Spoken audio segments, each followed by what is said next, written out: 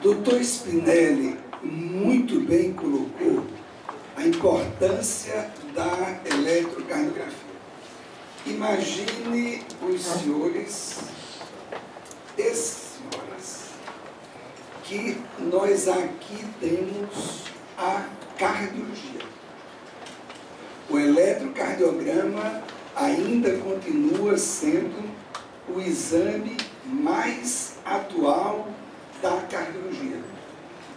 Nada substitui o eletrocardiograma e nada até agora superou o eletrocardiograma. Vejam que nós vamos ter desde ideias de crescimentos e sobrecarga de câmeras até a síndrome isquêmica, que é de diagnóstico eletrocardiográfico em primeiro lugar, mesmo que não esteja alterado na hora do início do infarto, ele alterará, e ele é um guia, e ele salva a vida.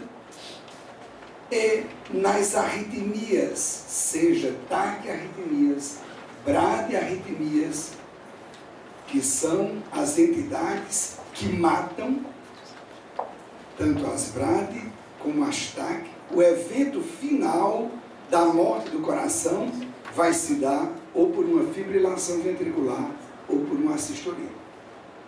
100%. E isso é registrado no eletrocardiograma. Não podemos passar sem o eletrocardiograma. E nesta primeira aula, é preciso que vocês tenham essa noção. Um cardiologista com um estetoscópio e um eletrocardiograma, ele não precisa de quase mais nada. Angiotomografia, tomografia computadorizada, nada disso substitui o eletro. E eles veem coisas bem específicas e o eletrocardiograma vê tudo. Vê crescimento atrial, vê crescimento ventricular, vê sobrecarga, vê tudo. É preciso só que a gente se aprofunde e que a gente dê o valor que ele tem, porque um cardiologista precisa saber eletrocardiograma. Não existe cardiologia sem eletrocardiografia. Nós tivemos o vetocardiograma, por ser de uma complexidade maior, que nos dá uma ideia maior do que o eletro, mas o eletrocardiograma é o vetocardiograma simplificado, e dele nós podemos extrair absolutamente tudo, e daí as condutas em cardiologia. Eu queria já pedir desculpas,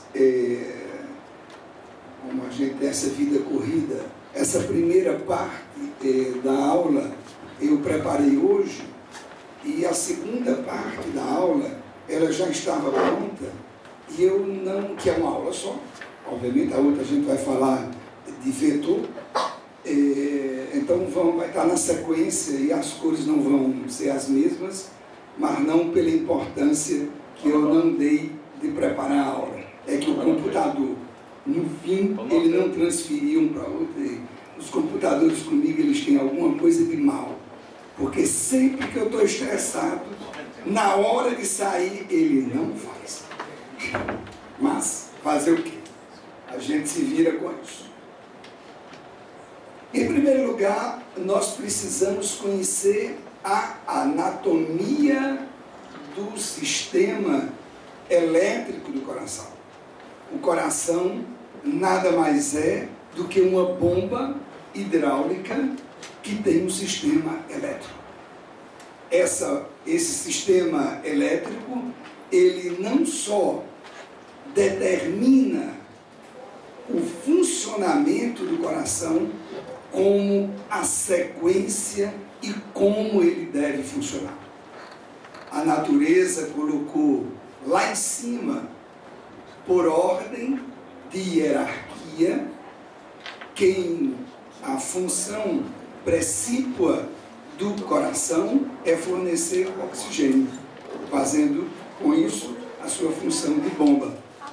Para que forneça oxigênio ele precisa fornecer oxigênio nas diversas condições do corpo humano, no repouso, no esforço relativo, no grande esforço. Para isto, ele usa de dois mecanismos. Ele usa do aumento da frequência, quem vai determinar é o nosso sinusal, e o aumento da contração, que quem vai fazer isso é a presença da adrenalina, que vai aumentar o tônus, o vigor do coração, para que ele possa, em uma sístole, jogar mais sangue. Mas aqui está a hierarquia da natureza, colocando o nosso sinusal lá em cima da desembocadura da veia cava, para ligar a segunda estrutura importante, que é o nó atrioventricular. A natureza colocou alguns caminhos preferenciais, de fibras musculares preferenciais, que trazem o estímulo do nosso sinusal para o nó atrioventricular e, ao mesmo tempo, leva para o átrio esquerdo, para que os átrios se contraiam ao mesmo tempo. Se não tivesse esse feixe de Beckmann, o átrio direito ia se contrair em um tempo e o átrio esquerdo no outro tempo. Mas a natureza, ela pensa em tudo e ela colocou esse sistema. Quando o coração, ele é um órgão autônomo. Se você mandar ele parar, ele não para. Se você mandar ele ir depressa, ele não vai. Ele não obedece ao sistema nervoso central. Por quê? Porque a natureza é sábia. A natureza não deixa que a gente se mate facilmente. Era só dizer, pare coração, e morri. Mas a natureza não deixa. E quem comanda o coração é o sistema nervoso autônomo, o simpático e o parasimpático, que são dois hormônios que vão atuar em todas as estruturas do coração. Mas, também, ainda falando bem da natureza, ela colocou uma estrutura chamada nó atrioventricular, que tem propriedades automáticas, porque o nó sinusal e o nó atrioventricular, eles autogeram impulso elétrico, como vocês vão ver, igual o peixe elétrico, só que em intensidades diferentes. Se a gente tirar um coração e deixar no meio de cultura, ele fica batendo fora do corpo. É o que possibilita os transplantes. A gente tira um coração de uma pessoa, bota em outra e ele continua batendo. Continua batendo graças a quem? Graças a essa usina que é o nó sinusal, que vocês vão ver as patologias e os tratamentos que seguem com a doença dele. O nó atrioventricular tem duas funções fundamentais. A primeira é de proteção. O nó atrioventricular é uma resistência elétrica e, como é uma resistência, ela deixa com que o impulso que vem do nó sinusal em direção aos ventrículos, ele demore a passar aqui. Por quê? Porque o fluxo elétrico é mais rápido do que a condução, a contração mecânica. É a mesma coisa da velocidade da luz e da velocidade do som. A gente primeiro vê o relâmpago e depois o trovão. Os dois aconteceram ao mesmo tempo. É uma questão de velocidade. Se nós não tivéssemos essa estrutura, o impulso descia direto para os ventrículos e átrios e ventrículos se contrairiam ao mesmo tempo. E o sangue não ia para canto nenhum. Então, o coração funciona como uma bomba em série. Não assim, mas assim. Quem dá esse tempo é o nó atrioventricular. Ao mesmo tempo que ele determina proteção. Imaginemos uma fibrilação atrial. Os átrios vão bater a 600 por minuto. Não tivesse essa resistência, a gente morreria de uma arritmia em uma câmara que não é essencial para a vida. Quem é essencial são os ventrículos. Então, as arritmias atriais e os átrios têm paredes finas, são mais susceptíveis à arritmia. Então, a gente morreria mais facilmente. Mas a gente foi criado para durar muito tempo. E o nó atrioventricular, por fim, também tem função automática, como o nó sinusal, só que com uma frequência menor, baseada na hierarquia. Quando o nó sinusal falha, quem deve assumir é o nó atrioventricular. Quando esse não assume, alguma célula banal do coração se transforma em automática e mantém um ritmo para que a gente continue vivendo. Quando temos as doenças do nó sinusal com bradicardia, o tratamento vai ser marca-passo, que vocês vão ver com detalhe. Quando quebra esse fio, que é o feixe de Higgs, ou os dois ramos, não há conexão do átrio para o ventrículo. E daí também nós temos grandes bradicardias, é preciso corrigir com marca-passo. E esses ramos, eles tocam o sistema His-Purkinje, que é uma malha para que conduza o estímulo igual para os dois ventrículos ao mesmo tempo. As células cardíacas, elas têm uma junção feita por uma estrutura chamada disco intercalar, que é um excelente condutor elétrico. Então, quando uma célula se contrai, todas se contraem quase que ao mesmo tempo.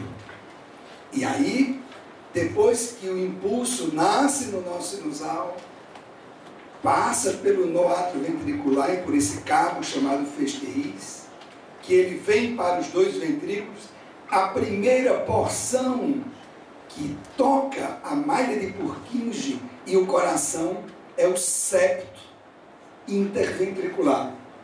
Porque o septo interventricular, ele é quem dá sustentação ao coração. Então, em primeiro lugar, o septo se contrai para segurar a contração do resto. E o estímulo desce e sobe, desce e sobe. Então, imaginemos que fosse tocado o sistema de His-Purkinje nas porções apicais do coração. Primeiro ia contrair a ponta, estrangulando a via de saída. Mas o impulso, ele vem com o septo tenso, desce e sobe. Então, primeiro se contrai aqui e essa contração, ela caminha para se esvaziar na aorta e na pulmonar. Quem determina esta hierarquia elétrica, o coração ordenha o sangue. Ele não se contrai assim, ele se contrai assim, ordenhando dessa forma o sangue, que vai em direção ao pulmão e que vai em direção ao corpo. Então, só aqui na anatomia vocês começam a perceber que nada foi feito ao acaso, que tudo tem uma função e que tudo isso... Senta aqui, Cris. E que tudo isso tem uma razão de ser. Eu passo aqui. É a direita? Passou muita coisa. Essas células, como nós falamos, do nó sinusal, aqui no nó sinusal, nós temos no seu núcleo células que são chamadas de células P, porque elas são pálidas ao microscópio eletrônico. E depois dessas células P, nós temos uma junção, como se o fora e o E um amplificador. As células P que geram impulso elétrico, elas são é um impulso muito pequeno, que vai aumentando, aumentando, até chegar a um potencial propagado para os átomos. E essas células P, que tem no nó sinusal e que tem no nó atrioventricular, elas têm uma forma própria de se instabilizarem e gerarem uma fagulha, um potencial elétrico. E nós dizemos que essas células são células cálcio-dependentes, enquanto que as células banais do coração, que não são banais, mas que não têm uma função específica e nobre, a função delas é só se contrair, as outras... Eu fiz alguma coisa? Então, são chamadas de células banais. Então, nós temos o potencial de ação das células automáticas, eles têm basicamente duas fases. Uma que é denominada de 3 e uma que é denominada de 4. A primeira fase, ela é dada pelos canais retificados tardios de sódio e os canais retificados de influxo de sódio. É o efluxo de sódio que faz a primeira parte. Como começando... Sódio não, desculpa, potássio, eu estou ficando doido. Como nós temos 3 íons importantes na eletrofisiologia celular: o potássio, o sódio e o cálcio. Porque o cálcio, além de ser o íon que amarra a miosina para a contração do músculo, ele também é responsável pela contração, ou melhor, pelo potencial de ação das células automáticas. Com um fluxo de cálcio do tipo T, você decora isso, solitadicamente, e uma corrente chamada marca-passo dos canais de sódio, dando influxo e a despolarização espontânea. Então, numa célula automática do nó sinusal, do nó atrioventricular e muito menos, digamos, presentes no feixe de Rhys e nas fibras de Purkinje, mas essencialmente no nó sinusal e no nó atrioventricular, esses íons, eles começam a haver uma troca na membrana celular, até que automaticamente elas desenvolvem um potencial de ação que passa da fase 0 e vira um potencial propagado. E depois ela volta, ela se recupera e logo ela começa novamente a instabilidade e com isso ela determina automaticamente o ritmo do coração. Então, aqui nós temos uma sequência das células automáticas. Vejam, os senhores, que o nó sinusal tem uma curva de despolarização diastólica muito mais íngreme do que o nó atrioventricular. E as células banais que nós vamos ver, essa aqui ele colocou como célula do sistema His-Purkinje, que é um misto, mas quase que não tem automatismo.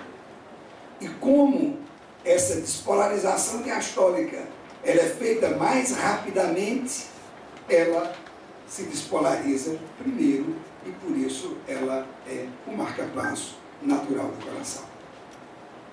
Quem se despolariza primeiro, despolariza o resto. Né? Houve uma despolarização, ele se propaga para o coração inteiro. O nó atrioventricular, a curva de despolarização diastólica é muito menos importante. Os íons envolvidos, como nós já tínhamos visto, mas o íon mais importante para o funcionamento das células automáticas é o íon cálcio, tanto nas células do nó AV, quanto nas células tanto do nó sinusal, quanto do nó atroventricular. Isso aqui não tem importância. Então, aqui, para que vocês visualizem o início de uma instabilidade de membrana e despolarização que forma um vetor, que nós vamos ver a seguir, à medida que a célula, imaginemos todos esse vetor, com um observador, está aqui o eletrodo, que é o observador, como se você estivesse na frente, vindo uma onda para você. Inicialmente, esse observador não está vendo nada, porque ele não tem nenhum movimento iônico, e à medida que a célula começa a modificar a polaridade da sua membrana, começa a surgir uma onda vindo em direção ao observador. O eletrocardiograma nada mais é do que uma pena, hoje não mais, porque são todos eletrônicos, mas era uma pena, onde, quando vinha uma atividade elétrica positiva, ela sobe e volta para a linha de base, para a linha inerte. Vem uma negativa, ele desce. Então, esse é o movimento do eletrocardiograma. Ele sobe quando vem, ele sobe a pena quando vem uma onda positiva, e depois ela repousa. Se não tivesse mais atividade elétrica, ela ficaria basal. Se vem uma negativa, ele vem para baixo. E assim vai traçando o que eu chamo a partitura da música do coração. Então, que não vamos nos deter muito, mas à medida que esse vetor avança e cresce, nós temos a representação gráfica do eletrocardiograma de uma onda P, que é a onda de despolarização dos átomos. Agora, nós vamos passar para as células banais, as células miocárdicas, o músculo pseudoliso do miocárdio, para ilustrar um potencial de ação que é medido entre o lado extracelular e o lado intracelular. Com isso, nós vamos ter uma diferença de potencial, e essa diferença de potencial vai gerar um fluxo iônico, uma corrente iônica, como se fosse uma corrente elétrica, e isso vai ser percebido na superfície pelo eletrocardiograma. Aqui é para ilustrar uma célula em repouso, ela tem um potencial iônico negativo, em torno de menos 90 milivolts. Para que uma célula desenvolva um potencial de ação, é preciso um estímulo nessas células, porque elas não têm automatismo. Alguém abre os canais, que nós vamos ver, de sódio, de cálcio, de potássio, e depois uma bomba, que chama-se bomba de sódio e potássio. Então, aqui é a linha de base, onde existe um potencial de ação, aqui zero, e depois esse potencial de ação começa a ser percebido paulatinamente e volta a uma linha de base. As fases, não é com iônico, né, dona Marta? As fases da despolarização de uma célula banal é a fase 0, 1, 2, 3 e depois a fase 4 de um potencial de ação. E aqui nós ilustramos o potencial de ação em relação ao eletrocardiograma. O que nós vemos é isto que está traduzindo este potencial, que é o que realmente existe nas células. O primeiro, a fase 0, é a abertura dos canais de sódio. Então, o sódio entra, tudo é relativo. Quando nós dizemos que uma membrana semipermeável, ela está positiva fora e negativa dentro, é porque tem mais cargas iônicas positivas fora do que dentro. Não é que seja uma coisa estática, que é negativo fora e positivo dentro. Existem mais cargas positivas fora do que dentro. Então, aqui é mais positivo e aqui é menos positivo ou negativo. Então, em primeiro lugar, existe uma entrada de sódio, virando a polaridade desta membrana, que era positiva, e passa a ser negativa, gerando um vetor, como nós vimos. Então, primeiro, essa entrada rápida de sódio. Com essa entrada rápida de sódio, esta aqui é a fase 1.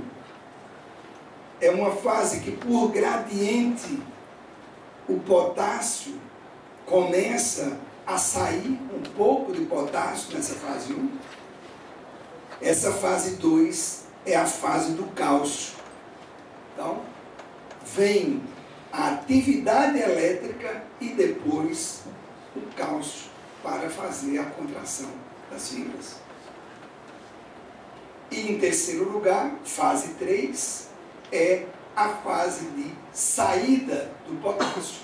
Então, entra sódio e cálcio, depois sai potássio.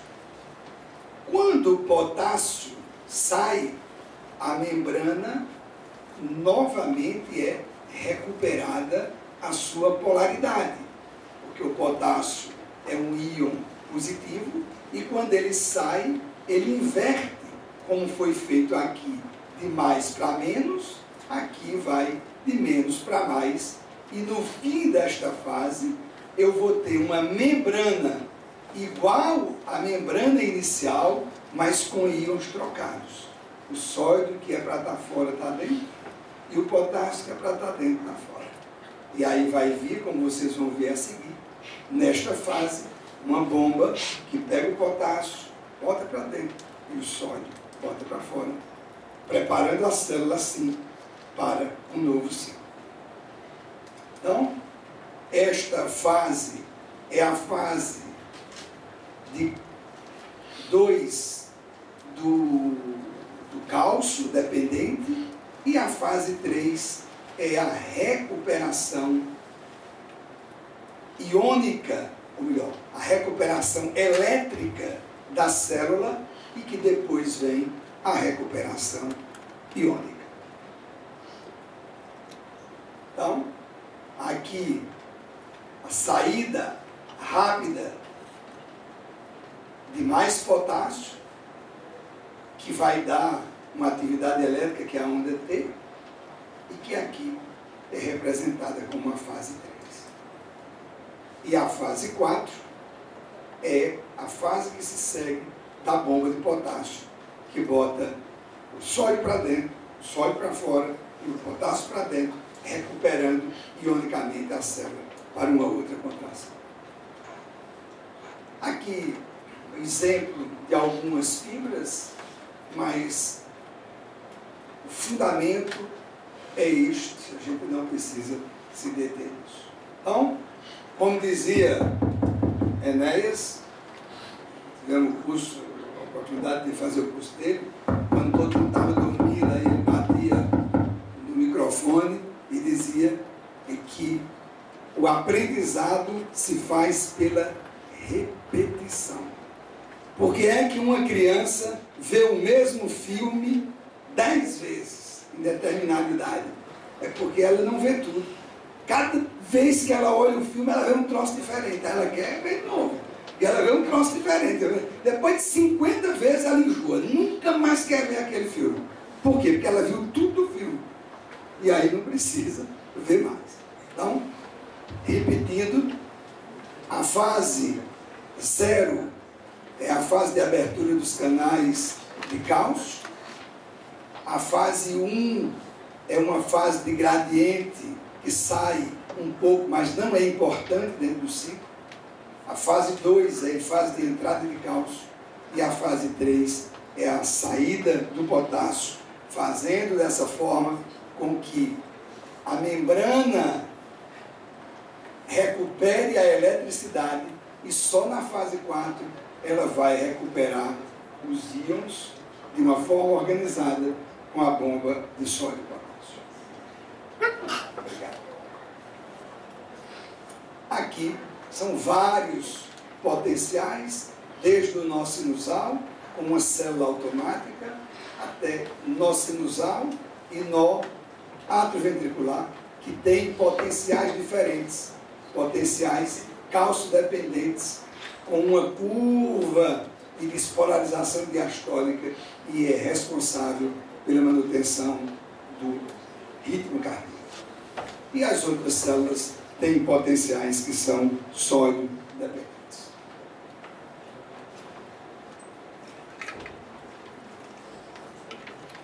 As alterações da formação dos impulsos elétricos são baseados nesses problemas. Então, nós temos problemas no automatismo. Automatismo anormal, como as taquicardias, as bradicardias inapropriadas, ou grupos de células que se transformam em automáticas e que passam a manter o ritmo. Então vejam, senhores, que o não funcionamento correto dessa sequência de despolarização pode levar a problemas, e esses problemas podem levar, em muitos dos casos, ao êxito pior do mundo, que é um tal do êxito letal. Então, o automatismo anormal pode ocorrer, problema das células automáticas. Como vocês vão estudar as taquicardias, coração que dispara por um hiperautomatismo. E já um gancho, porque isso é dinâmico, vocês vão provavelmente ouvir falar disso quando estudarem as taquiarritmias, mas quando estiverem num pronto-socorro, que der um choque, a arritmia não reverteu, nem o batimento. 2 choques, ela não olhou para você, vocês não estarão diante de uma arritmia por reentrada, como vamos ver, mas por uma arritmia automática. Se a gente der 10 mil choques, não para o nó sinusal. Então, as taquicardias automáticas, por hiperautomatismo, não respondem a choque. Só quem responde a choque são as arritmias por reentrada. E temos as atividades deflagradas por problemas de pós-potenciais, de potenciais que são gerados onde não deveria, nessa fase, ou precocemente, ou pós-potenciais um pouco tardios. Movimentos iônicos da membrana que vão fazer outra despolarização. Então, nós estaremos diante das pós-despolarizações ou pós-potenciais precoces, com nascido do QT longo, tanto adquirido como congênito, são crianças com alto grau de malignidade ritmogênica, onde elas têm um intervalo QT muito longo e que estão associados a síncopes e doença familiar. E as os pós-potenciais tardios, onde nós podemos ter estas sístoles e induções de taquicardias e de arritmias. No gráfico, nós temos pós-potenciais precoces, gerando arritmia, e pós-potenciais tardios, também gerando arritmia. E, obviamente, imaginem o que é a atividade elétrica do coração desorganizada no que nós podemos chegar. Isso aqui é uma síndrome do QT-longo, e esse paciente tinha síncopes, mas eu não sei nem se isso aqui ele conseguiu sair.